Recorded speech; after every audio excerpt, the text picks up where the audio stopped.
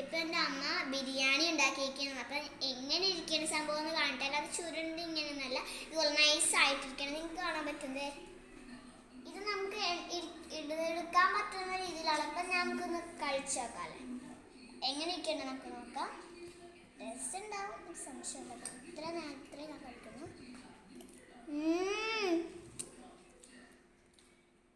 സൂപ്പറായിട്ടുണ്ട്. നിങ്ങൾക്ക് വേണോ?